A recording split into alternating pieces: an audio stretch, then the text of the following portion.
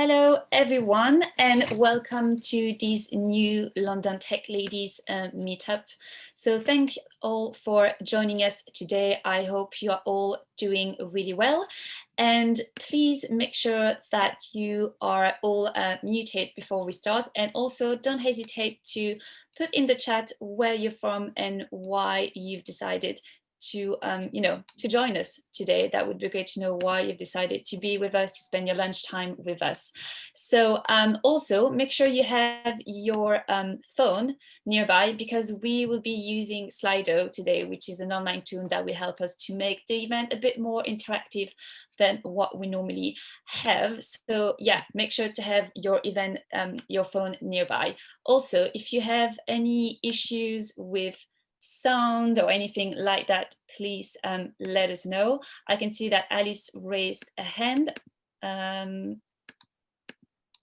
Alice, do you have any issue? Not sure. No, she's saying that was a mistake. Let's see. Oh, okay, hi. Okay, hi Alice, welcome. Welcome from London. No worries. Okay, thank you so much. Okay, so we have a few attendees already. I can see 30 people who joined us, so that's great. We're gonna start using actually Slido now. So please take your phone, go to slide.do, and if you, oops, sorry, that's, oops, sorry. If you, sorry, I have issues with my screen. There you go. So if you can just go to Slido and enter 1080, you will be able to see that we have a questions for you, which is, how are you really feeling today? So please, you will see now on the screen, there is a QR code that you can easily scan with your phone, and you can just type, how are you feeling, how are you really feeling today? We didn't create like any preset answers, because we really want to get your feeling about today. So we can see, happy with the sunshine. I am as well. I'm based in London and the weather is quite nice, positive, good, which is so quite good feelings right now. Exhausted, yes, I think we all are at the moment, especially towards the end of the year. Relaxed, which is good. Frustrated, slow, yeah, that's another one that's quite interesting as well. Actually going to ask to the speakers, how are you feeling today, Brian, Nicola and Aimee? I'm the one who said exhausted. Bit anxious, I'm presenting. Yes, I'm the same. I'm actually the same. Pretty good, overwhelmed, mentally drained. Well, I can see we have a lot of, a good mix of different feelings today, which is really interesting, and I think you are definitely in the right session. So I'm going to start with a bit about London Tech Ladies. So thanks everyone who joined us today. I can see some familiar names in the chat, so welcome back. For those who don't know, London Tech Ladies is a meetup for originally women in tech, but not only. We meet each month and we give sessions and virtual events about professional development, soft skills, leadership, and career planning. We also try to make people connect as well. It has been a bit harder since COVID, but we're getting there.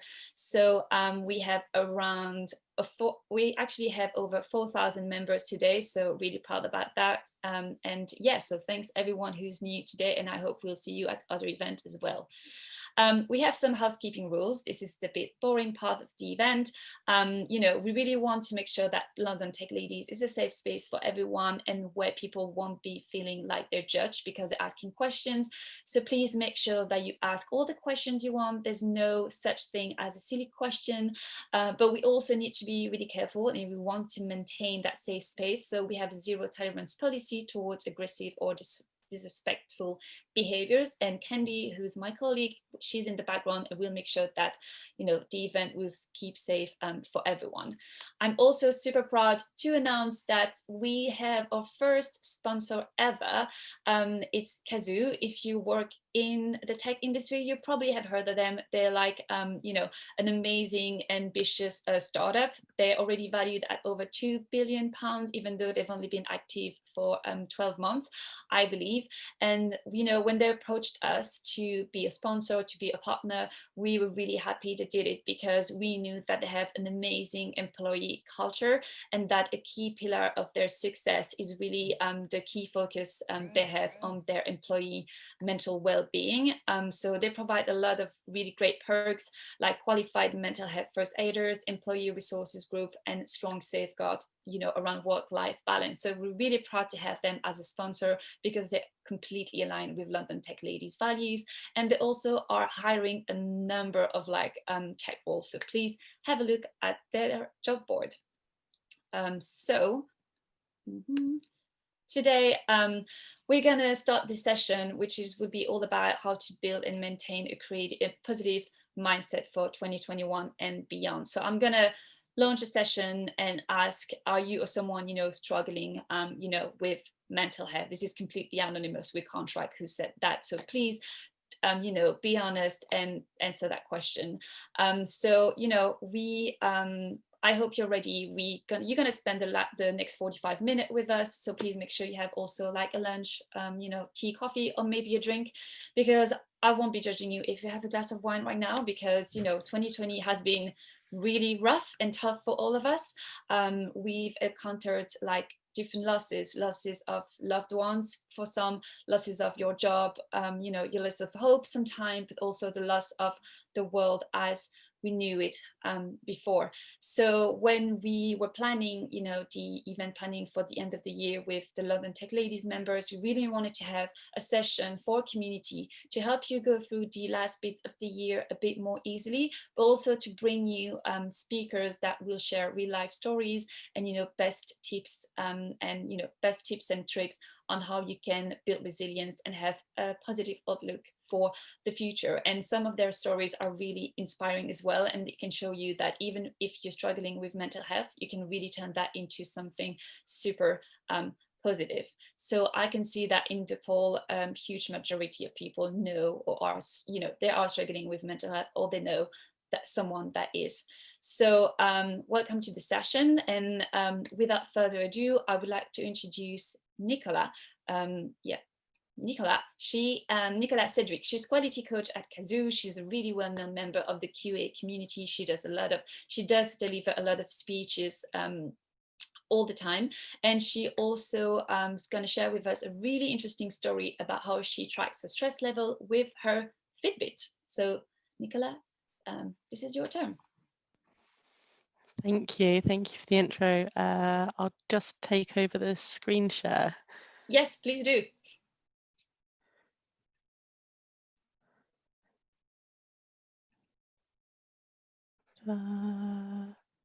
Hopefully this works. Yeah, that works.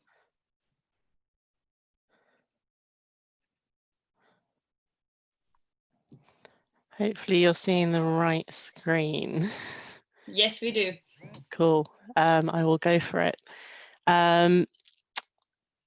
So I'm here to talk about how I use my Fitbit to track my stress levels.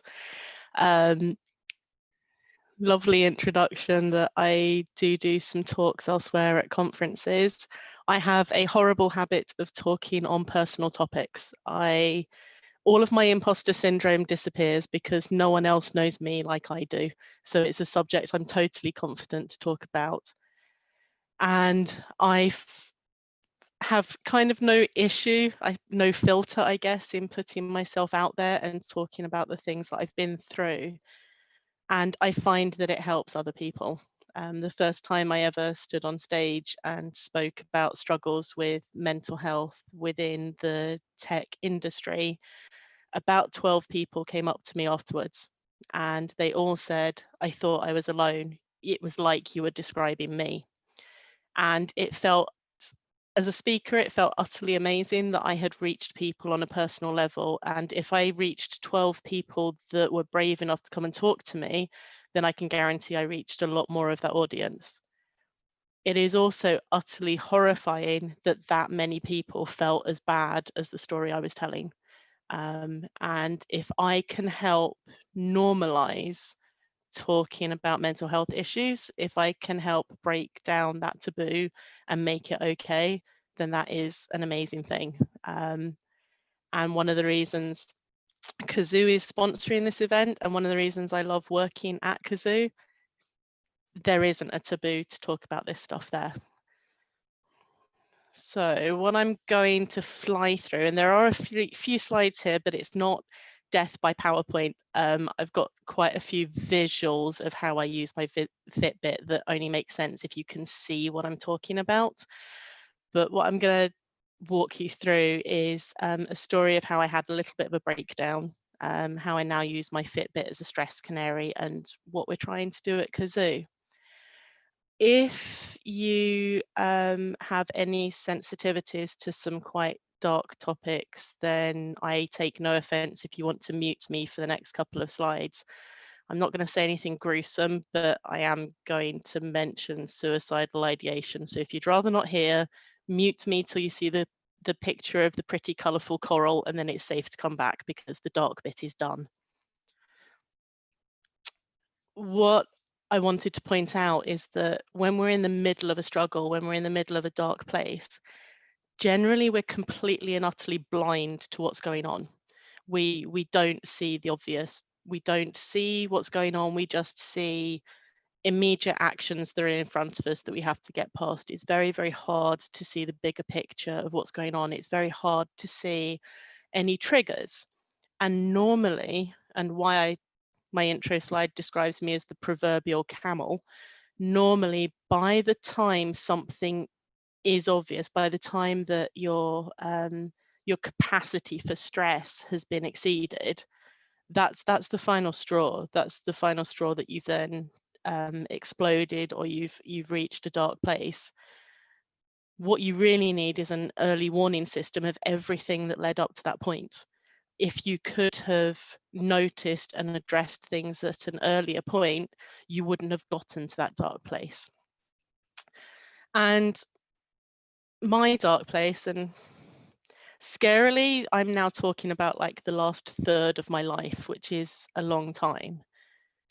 Nearly 13 years ago, I put a post up on Facebook to share with friends, and this was officially me done. The next day, leaving work, I found myself stood by the side of a road choosing which car I was going to step in front of, because that was the only way I could see to end the way I felt. I didn't do it because I couldn't do that to my husband. I couldn't do that to my mother. I couldn't bear the thought of causing them pain more than I wanted to stop my own pain. That was an incredibly scary place to be, to get to that state where you're stood by a side of a road picking what to do. My stress at that point was mostly workplace stress, and no job anywhere is worth getting into that state. But I'd also like to clarify, that was an amazing workplace with some amazing people. Similar to where I am now, it's one of the best jobs I've ever done. A lot of that workplace stress was self-inflicted, because I can do this, I can cope, I can help out, I can take on extra responsibilities. It's okay, I don't need help, I've got it, right up until I didn't have it anymore. The next day after this, I walked into a doctor's surgery. The doctor asked me, "How are you doing?" I got as far as saying the word "I" before I collapsed into tears, and he just handed me a box of tissues and signed me off work for 2 weeks. It was a very, very dark place to be. And what was also scary was looking at what happened immediately beforehand, because this was also me. 4 days before, at a post-Christmas work festive party, life and soul of the party, absolutely nothing was wrong. I went from happy and joyful to standing by the side of the road in the space of 4 days. And nothing catastrophic had happened to get me there.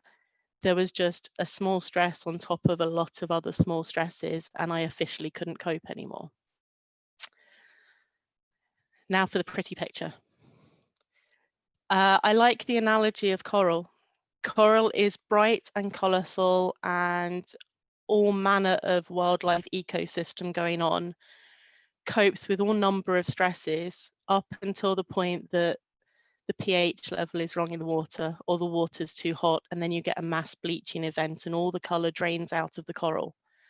And I think of that personally as my mental state, that as the stresses build up, I'm still colourful and I'm still coping right up until I bleach.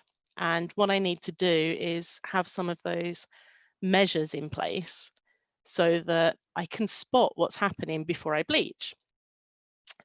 So having been to a dark place, when I came out of it, my husband made an interesting comment that he could see it happening, that there were some warning signs that he could see. And we had a chat, and I asked him, could he from the outside be my warning signal? Could he tell me when things are happening?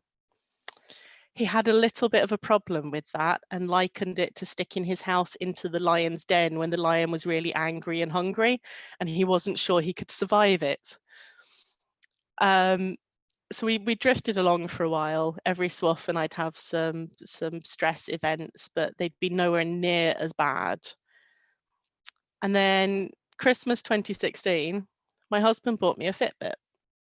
The idea of this was that we knew that being active would help with my stress levels. We knew that my stress, one of my symptoms of work-induced stress is I stop taking lunch breaks and I work through lunch. So if I could have an incentive to get outside and walk, that inherently helps me mentally. So that's why the Fitbit, it was a funky gadget step counter. It turned out to have a few more uses than that. And this one tracked sleep as well as activity, and it also tracked resting heart rate.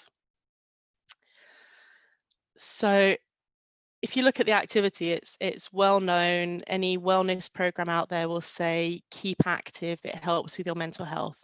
Activity is a stress reliever. Anyone you know that runs will talk about like almost the meditative act of running. I am not a lover of deliberate exercise. For me, exercise is something you do to get somewhere. So most of my exercise has generally tied in with very long commutes, a lot of walking. Hitting 10,000 steps a day was no issue whatsoever. Until pandemic-induced working from home, where my commute is the bedroom to the kitchen to the desk with via the bathroom at some point, my 10,000 steps doesn't exist anymore.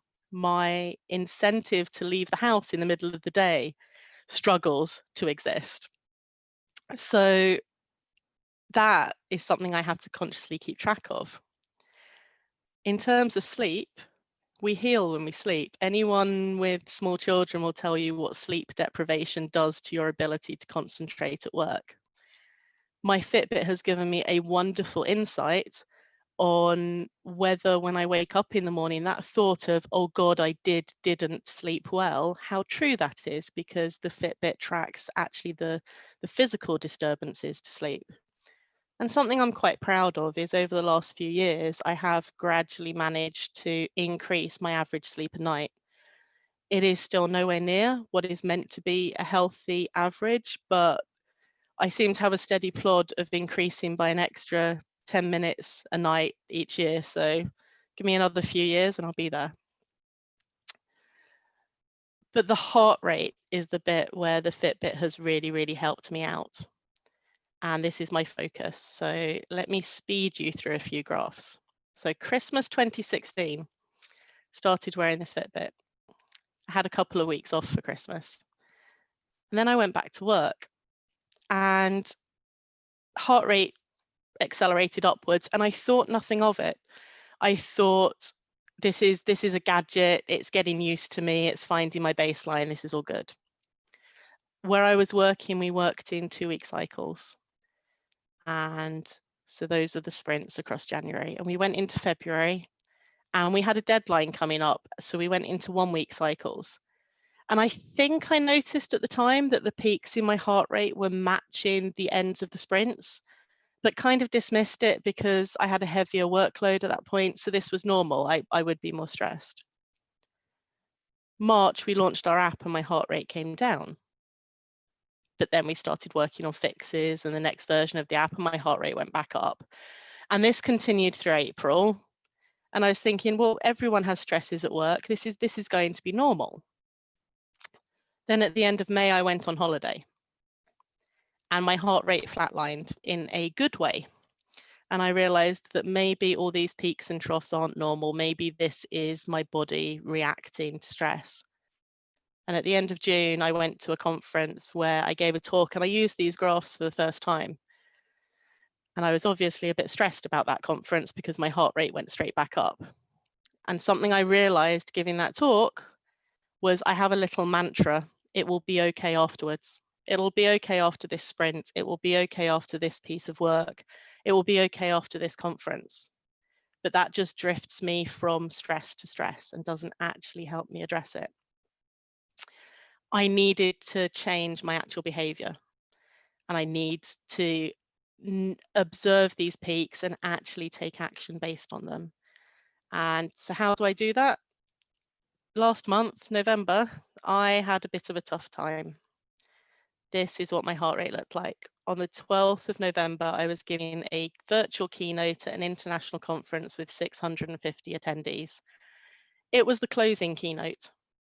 For what was meant to be an in-person event, closing keynotes are okay because people drift away at the end of the event. They go off for flights and cars, and it's a bit of the poison chalice. You're the big closing keynote, but only half the attendees are there. That doesn't happen with a virtual event. They all stay. So I got a little bit stressed out. But at the point at which I saw my heart rate rising, I messaged my manager and said, I need to take the day after the conference off. I need to have the recovery time because I need to have a long weekend because I need that extra recovery time. And the other thing that I have to pay attention to is that I've taken it quite easy the last 2 weeks because that stress takes a while to heal. It doesn't go away instantly. So I wanted to wrap up by saying is that the standard self-help tips that you see everywhere, they're standard for a reason. You need to take breaks, you need to look after yourself, you need to get any form of exercise and activity, you need to take care of your sleep. Not because they automatically mean good mental health, but because if you don't, it impacts your mental health, it impacts your physical health, and they have feedback mechanisms between them. And as an example, I was really struggling in November and I reached out on social media to friends because that's my support network, and I shared a picture of how I was feeling. And then because my friends worry about me, I shared a picture after the conference to show that I was better. And then I saw my own pictures side by side and thought, oh my God, they look like different people. I never realized that you could see. Everyone talks about you clench your jaw when you're stressed, you tense up. I'd never actually seen what I look like stressed. That kind of scared me and is part of why I've made sure to take care of myself the last 2 weeks. In terms of Cazoo, we have a number of benefits that we're making sure are accessible to all employees. One of the favorite ones that a lot of people appreciate is a subscription to the Calm app that can help them with getting to sleep at night, with any insomnia, with any meditation and de-stressing. I am a mental health first aider at Cazoo because Cazoo funded the training and see the importance of providing that service to all the employees. And my favorite is the Wellbeing Fund. I love seeing the stories of people buying bonsai trees to prune, to chill out, people buying gardening equipment, people buying spa days. I love the stories of how other people are helping take care of themselves. And to wrap up, that's my final thing. Take care of yourself. That's what this is about. Thanks.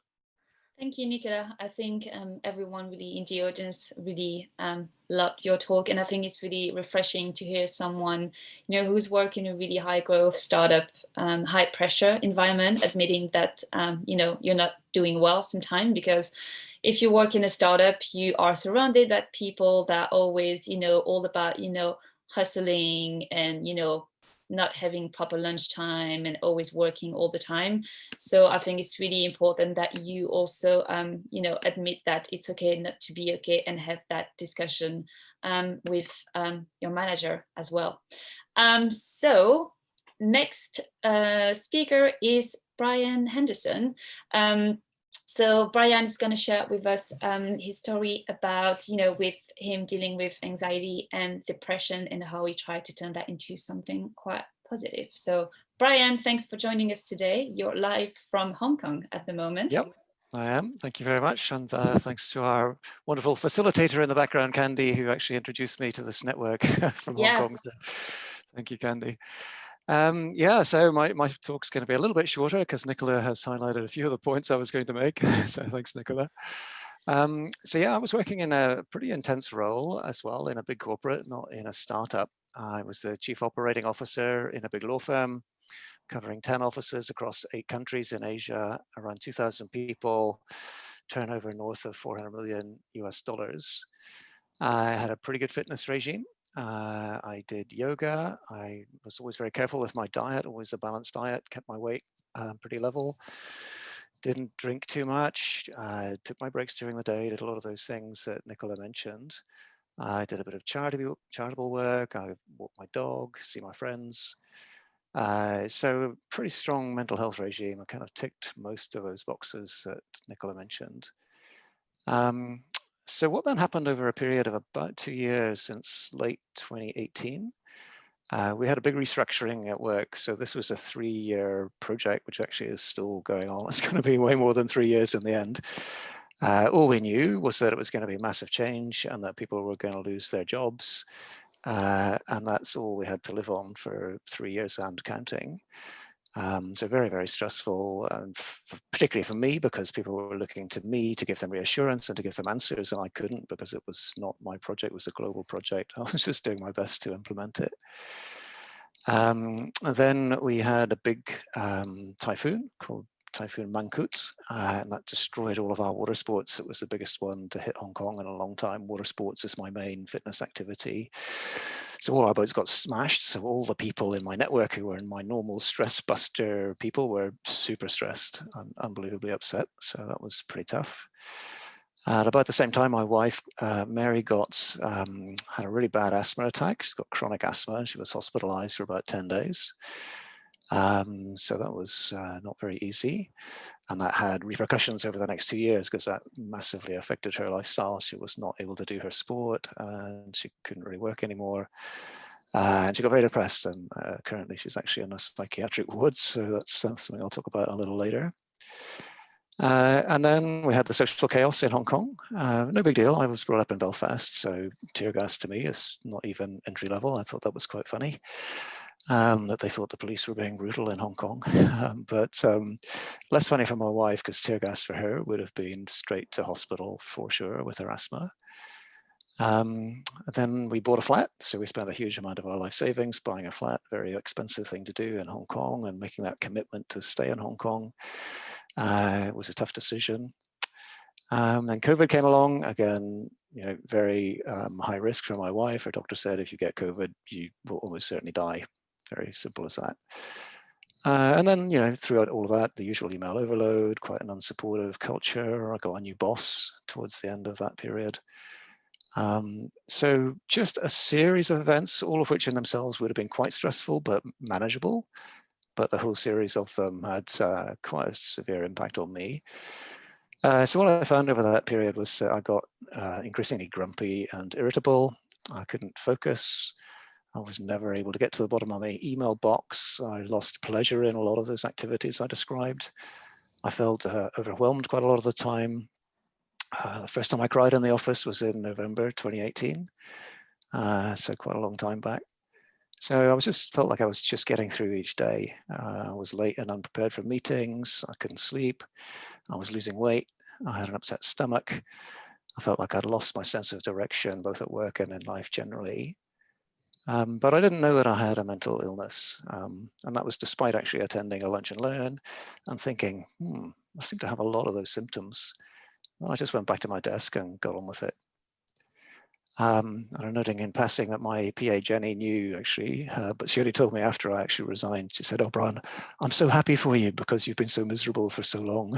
I was thinking, oh my God, other people saw this exactly like Nicola described. Sometimes it's easier for other people to see it than it is to see it in yourself. So how did I get help? In the end, my physical symptoms just got the better of me. I just couldn't cope with not being able to sleep and having the upset tummy constantly.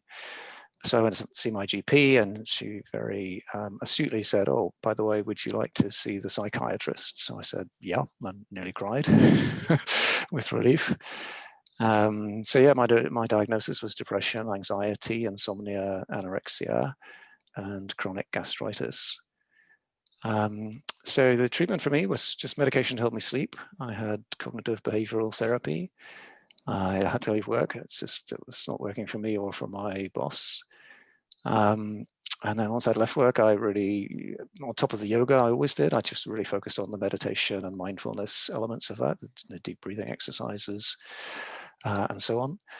I did some journaling. I focused on acts of kindness and gratitude and positive experiences I was having. I reconnected with my drawing. It's something I used to enjoy as a youngster.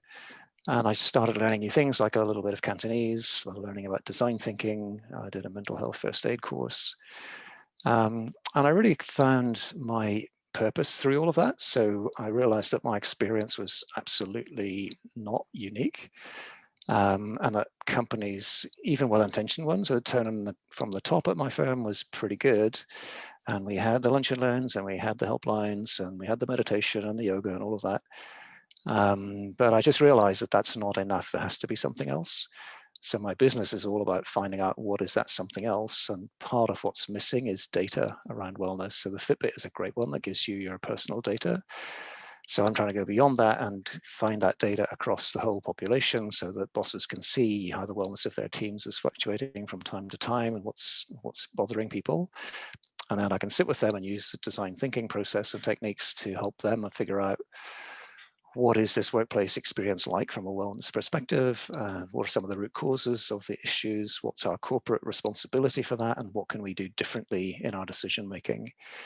And almost certainly the answer will be less is more. So what I see is people push for 100% of their business agenda, but people are only about 70% well. So there's just no way they're going to achieve everything they want.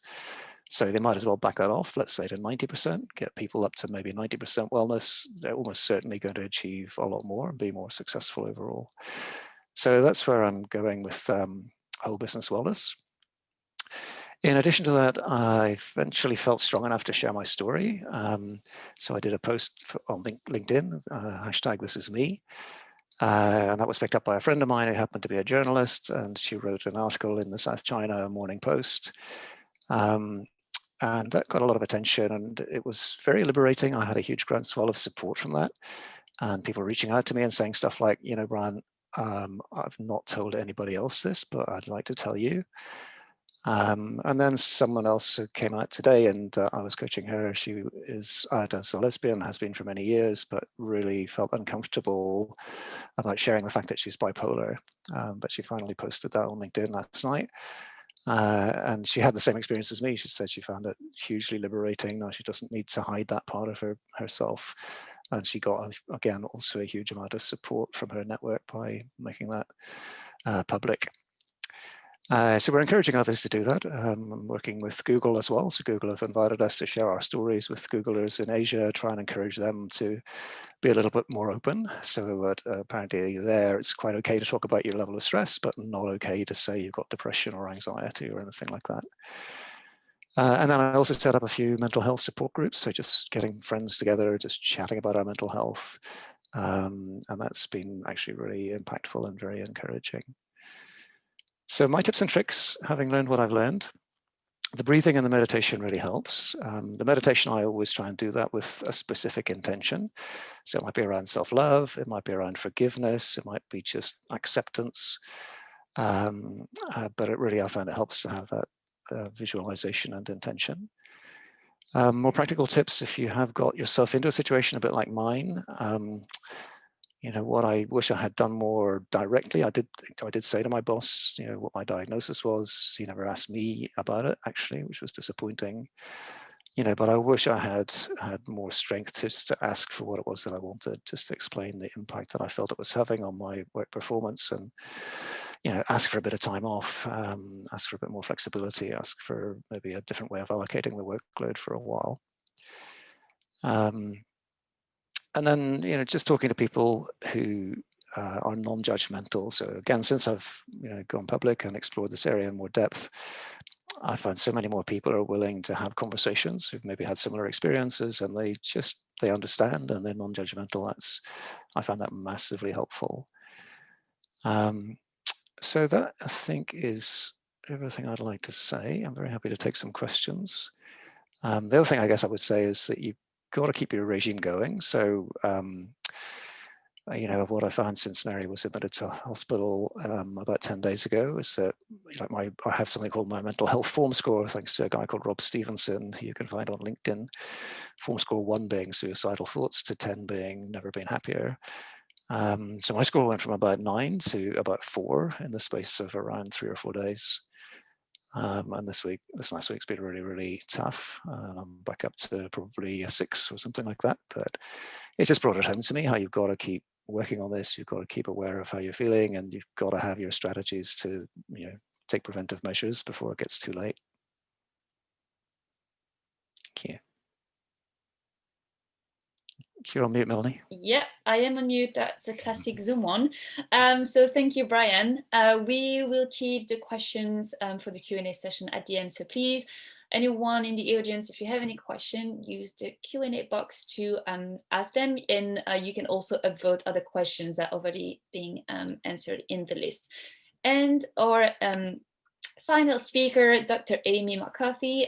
She's co-founder of Wellminds at Work, and she's going to be talking to us about the importance of people sharing stories, just like Brian and Nicola did, but also about the importance of making connections with other people. So on to you, Aimee. Thanks, Mel. And just to echo what Mel just said, thanks so much, Brian and Nicola, just seeing all the messages that are coming up in how powerful it is, you sharing your stories. And I think the power in that is just that it allows us all to have our struggles. So thank you for doing that, for being so brave. I think it also helps to remove the stigma that there is around mental health. And I think when we think about mental ill health, it conjures up images of being unwell, of being broken, of having something wrong with us. And whilst it can feel like that, I think it's important to note that it doesn't mean that we are broken. I see people who come in to see me privately on a one-to-one. I might say, I've been diagnosed with depression, I've been suffering with anxiety for many years, and having a diagnosis is really helpful because it helps people understand what's going on for them. It doesn't leave them feeling like they're the only ones, that there is something out there that other people are struggling with. But what it can also do is it acts as a label, and sometimes it separates us from the actual experience of that a lot of us all go through. We had a poll at the beginning where we asked you whether or not you knew someone or yourself was struggling with mental health. And I think the result was something like 20% said that they didn't, but 80% said they did. And I think it just goes to show that this really is something that affects everyone. This isn't in the other. This is relevant to all of us. And I think that idea, that saying that it's okay to not be okay, I think it really shows it is okay to not be okay, because we're all struggling. We all have difficulties, whatever your difficulty might be, however that presents for you, we're all struggling. And I think it's helpful to know that. I suppose it's helpful to know that, but what's the answer? Because whilst it's good to know other people are going through it, let's be clear. And as we've heard today, when you're struggling with depression, anxiety, addiction, body image issues, low self-worth, they are really, really tough. It impacts on your lives, it impacts on our relationships, on our work, on how we feel about ourselves.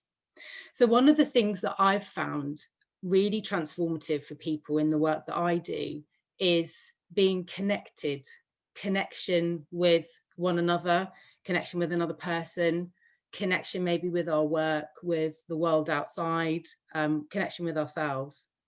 One of the most transformative things in therapy isn't all the interesting stuff that I've learned as a psychologist, although that's very helpful. Actually, it's about being with another person, and that experience of having someone who is there for you, who hears you, who listens to you, who can really see you, is a really healing experience. But that experience isn't unique to therapy. That is something that we all have within us. It's the power to be connected. We're all primed for connection. It's a neurobiological drive that's important for our survival. And one of the trainings that Wellminds at Work offer is about having conversations with people about their mental health and well-being. And sometimes people really struggle to do that. They don't know what to say. They think they're going to say the wrong thing. They think they're going to upset somebody. But actually, a lot of the skills that you need to have those conversations, you've already got. Just about being empathic, about listening, and about being kind is hugely powerful for somebody else who's struggling. So just thinking a bit more about connection, and that's so important at the moment. We have been in and out of lockdown for months. We've not been able to see friends and family. We've been separated from the people that we care about and we love. So how have we been connecting? I think one of the ways is about technology. Now, what I'm about to say, I am a big fan of technology. I work for Google, I have to be, but there are some aspects of technology, of social media, that promise us connection. Facebook, for example, I think their mission was to connect the world. And with, I think, 2.7 billion users, they've done pretty well at that. But how many times have you gone on Facebook and seeing the posts and pictures that everybody, all your friends have put on, their amazing experiences of lockdown? They've renovated their homes, they've had arts and crafts with the kids, been having an amazing time. And actually, your experience has been quite different. And you've come away from that feeling more lonely than you were when you went on. I think that social media gives us an opportunity to put airbrushed, photoshopped aspects of our lives. It doesn't show the fullness of people's lives. Human relationships are really complicated and can be messy. And social media gives us a way of cleaning all that up. We don't always have meaningful connections. I've got a friend who calls me out on this all the time because I am forever texting, hi, how are you? Must catch up, because I'm so busy and I've got other things that I need to be doing. And she says to me, whenever I send her a message, she'll come back to me and say, Aimee, I'm a talker, not a texter. Pick up the phone and call me.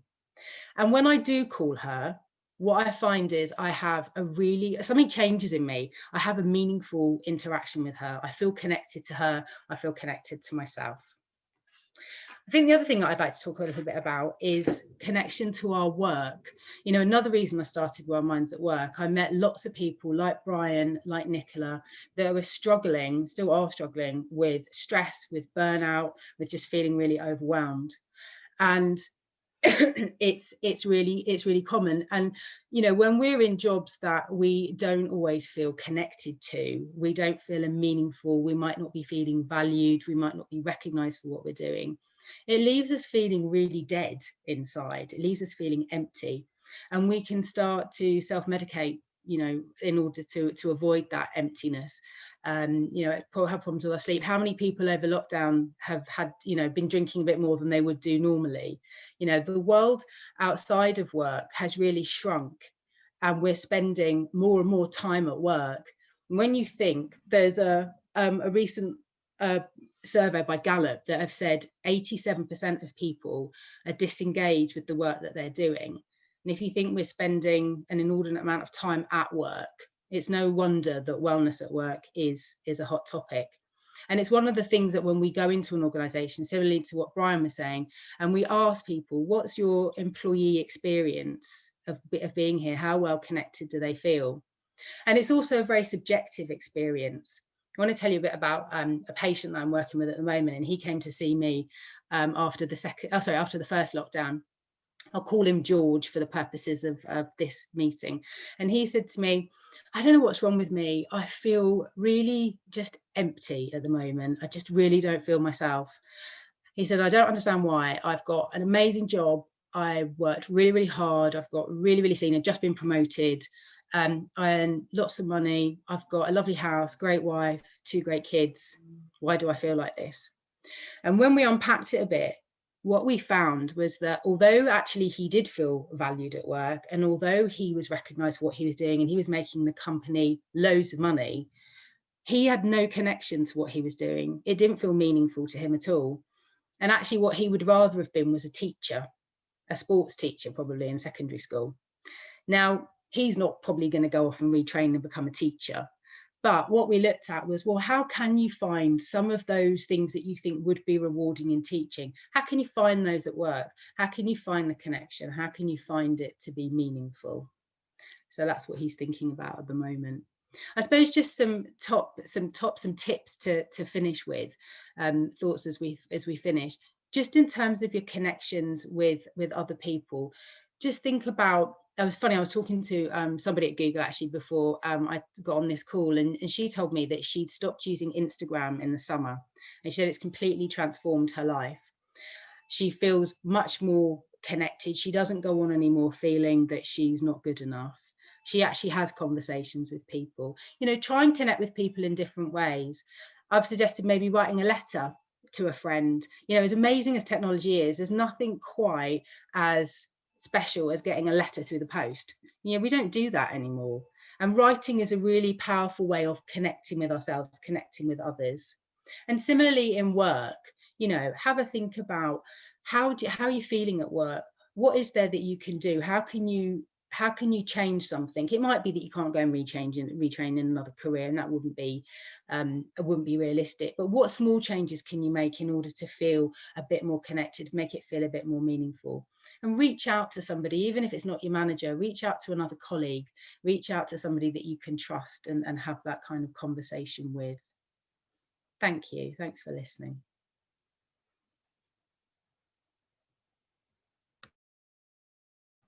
Oh, Mel, you're sorry. Yes, I'm mute. Sorry.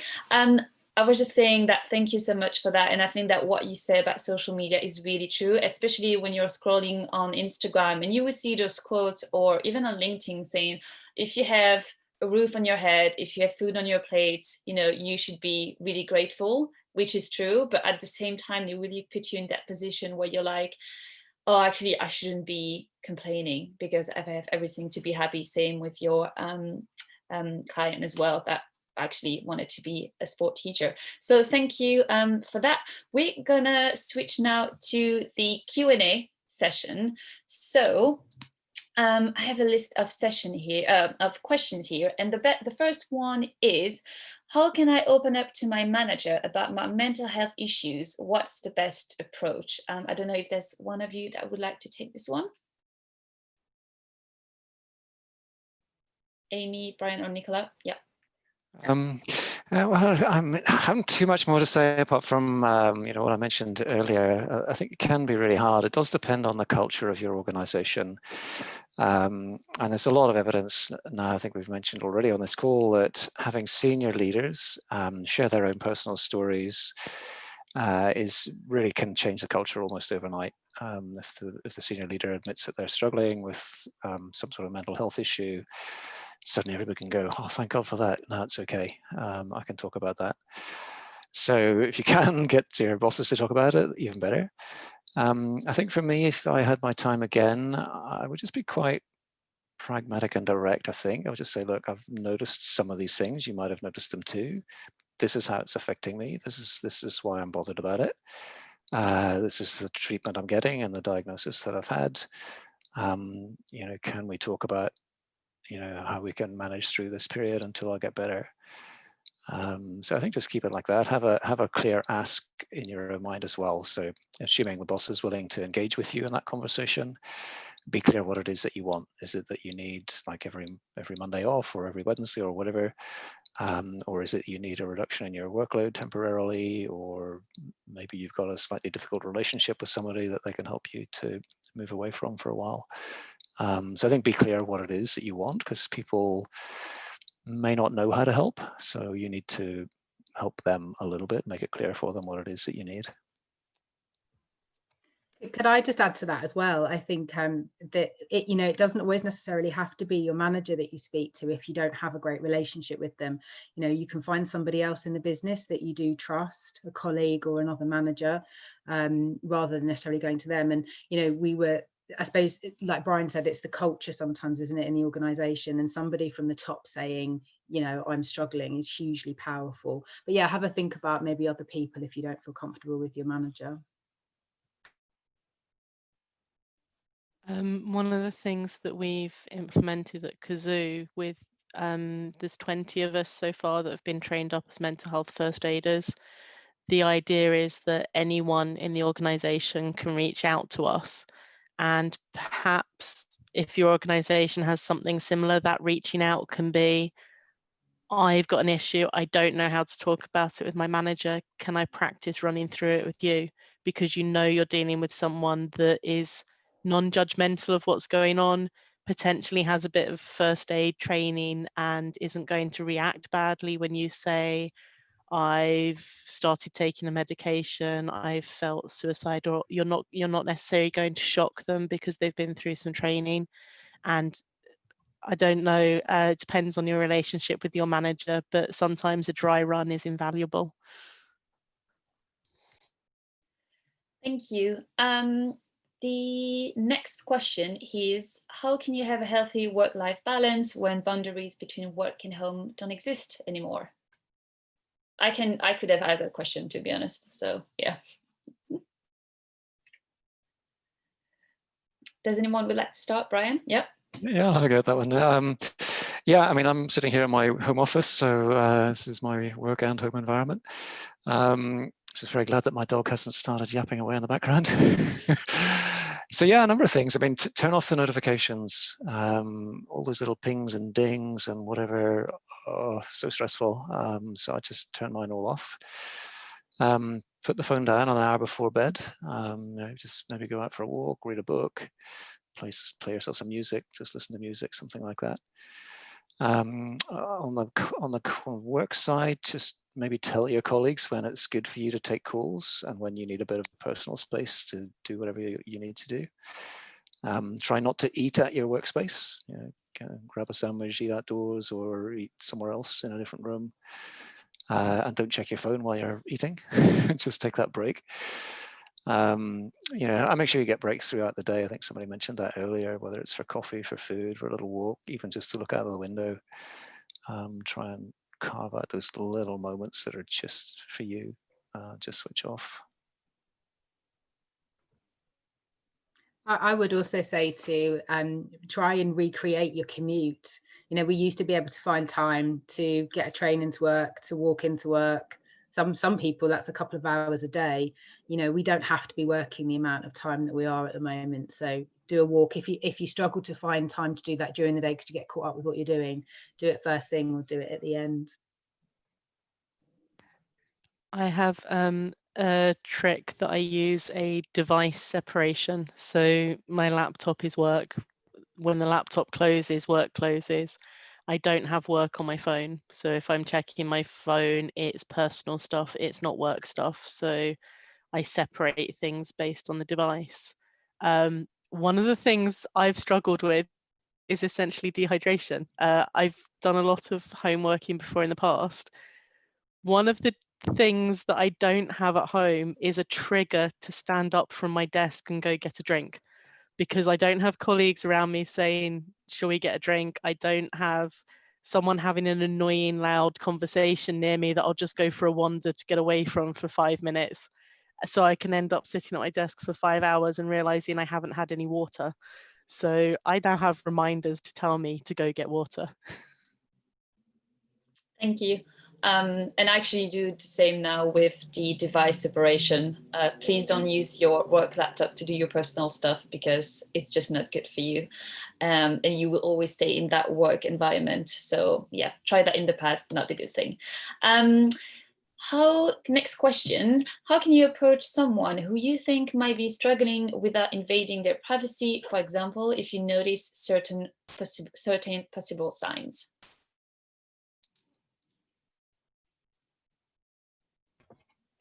I think this this might go back to a bit of what I was saying.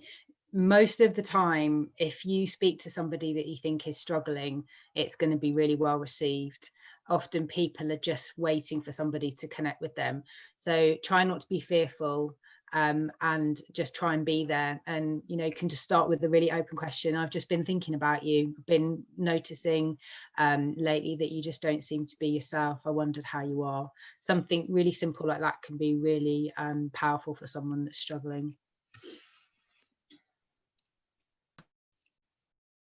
Okay. And if Nicola or Brian don't have anything to add, I would like to take the time to take one last question, which is, what, in your opinion, are the best coping strategies on dealing with trying to forget about a situation you were not happy with in the past and productively move forward without it lingering in your mind consistently, even after keeping yourself occupied? That was a long question. Yeah, I love that question. So that's where my mindfulness and intention comes in. So I've had a lot of things that I've stewed on, obviously, and recently, given my story, you can imagine what some of those things might be. And I kind of, even when I was just in the process of resigning and leaving my firm, somebody else was also leaving at the same time, and he was just really, really angry. And I thought, you know what? I don't want to be angry. That's just not going to help me. It's not going to help anybody else. But you can't help it. So in my meditation, I really focus a lot on forgiveness, for example, as an intentional thing, and also just acceptance. Like, it's happened. You just need to move on. And then obviously part of the meditation technique is just observing your own emotions and your own thoughts, and just saying, okay, that's still in my head, but that's okay. I don't need to react to it. I don't need to get upset about it. It's just there, and eventually it'll go away. So that takes a lot of practice. I mean, I practice my meditation every day and try and make it a habit. It does take a little bit of work, but and I have a very good coach, who I've been working with for a while. But that would be my recommendation. Can I add one more to that? Yeah. I think that one of the other things to remember is that we don't have power over thoughts that come into our heads, but we do have power over how much attention we give them. So remember, when something does come into your head, you do have choice over how long you choose to stay with it. That's not always easy to do, but it is something that you have. I suppose as well, if you are really, really struggling and it's feeling like it's impacting on you, some of these things that we're talking about, doing mindfulness and trying to just distract with other things. If it doesn't feel like it's working, then, maybe talking to somebody and having a chance to talk it through can be really helpful. I think based on what Brian just said, I need to look up in being more intentional. I describe it as having conversations with myself. The thoughts are there and I talk back to them, and I try and talk back with logic of I start panicking about something. It's like, no, logically you've done this before, this is what's going to happen, you don't have to panic. And I almost give myself a talking to, and that there's an element of following kind of a grief structure when I react to things, that there is an element of shock, there can be an element of anger and denial, and then acceptance. And I almost, when I panic or anything, or I'm trying to cope with any intrusive thoughts, it's almost following that same similar pattern through, that I accept that the thoughts are there rather than fighting against them, and then I talk to myself about how to get past it. Great. Thank you so much, Nicola. I'm really conscious of time, so I'm just going to wrap up this session with a few additional information. So this was the last event of the year, so we're going to see all of you next year in 2021 for an event that will be a bit different from what we normally do, and much more engaging as well, which might involve networking. So please keep your eye peeled on your emails. And if you want to connect, please don't hesitate to join our different social media, Facebook, Facebook, Instagram. And if you have any questions and feedback, please don't hesitate to send us an email. Lastly, I would like really to thank everyone who joined us today, who, you know, spent their valuable time with us, Nicola, Brian, and Aimee. So I've put all their contact details on that slide, but I'm going to share that as well in the follow-up email. Speaking of follow-up email, we will make sure to send everyone the recording of today's session with, as I said, Nicola, Brian, and Aimee contact details if you want to connect with them. We will also try to share a few resources for you to know more about how you can better manage your mental health. And we would like to thank again our sponsor for today, Cazoo. Again, they're hiring for like a lot of different roles. They're an amazing company to work for. I think that, you know, Nicola had talked quite a lot about that, and she seemed really happy. So, you know, please have a look. We will also be sharing that link in the follow-up email as well. So thank you, everyone. I really wish you all the best for the end of the year and for 2021. And I really hope that the session helped you, or is going to help you to, you know, see life a bit more on the bright side. And, you know, that really is going to help you, you know, realize that we all need to take care of ourselves, even with small steps such as that were described today. So thank you, everyone. And I'm gonna stop the webinar now. See you all next year. See you, Aimee, Nicola.